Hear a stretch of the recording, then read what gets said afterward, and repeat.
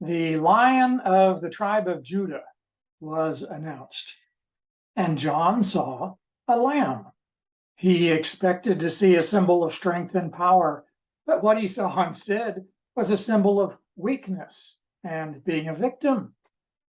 This was, as we might say, the surprise of the universe. No one expected this. We are at the hinge of all history, the key to everything going forward, and we see an image of weakness. Now, this is no ordinary lamb. John says in verse 6 that the lamb had 7 horns and 7 eyes, which are the 7 spirits of God sent out into all the earth. If you don't know it already, you'll soon find out that the lamb is Jesus Christ. But don't imagine that Christ actually has 4 legs and 7 horns. These are symbolic portrayals, and we need to think about what the unusual elements represent. The lamb does not represent little hooves, wool, having a tail, or being frisky. Rather, in the Jewish world, it represents a sacrifice.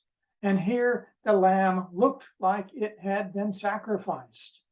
That was the key point of the comparison, the key to the meaning of the symbol. In the Gospel of John, John the Baptist called Jesus the Lamb of God who takes away the sin of the world. In Isaiah 53, the servant of God is described as like a lamb led to the slaughter.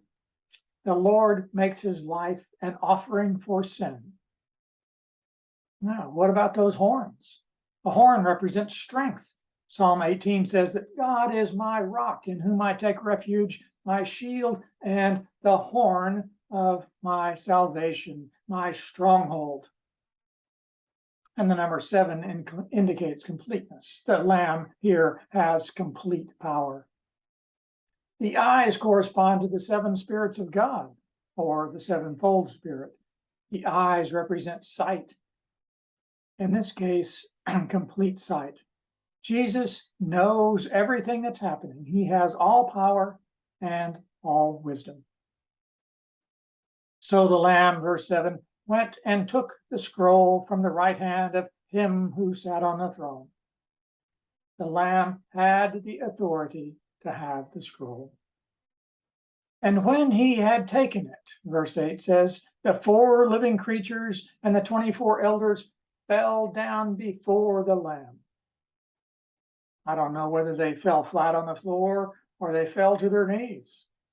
I don't even know whether they had any knees, but the symbolism is that of worship.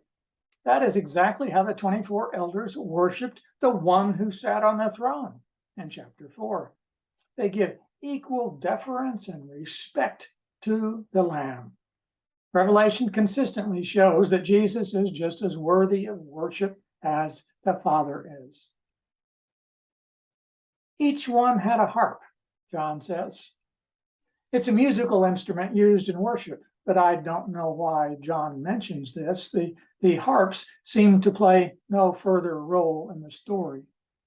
And the same goes for the next thing John mentions. They were holding golden bowls full of incense, which are the prayers of God's people. Why does John tell his readers that the 24 elders held the prayers of God's people? He's telling them that their prayers are like incense. They are a valued part of the heavenly worship. John doesn't tell us what happens to the bowls or to the prayers. Are they being gathered up and treasured? Are they given to the Lamb in worship? I do not know, but I think the implication here is that these prayers will be answered. God's people are suffering and are crying out to God for relief, for help, for reassurance. If they are like the prayers we see in the Psalms, maybe they are cries for vengeance.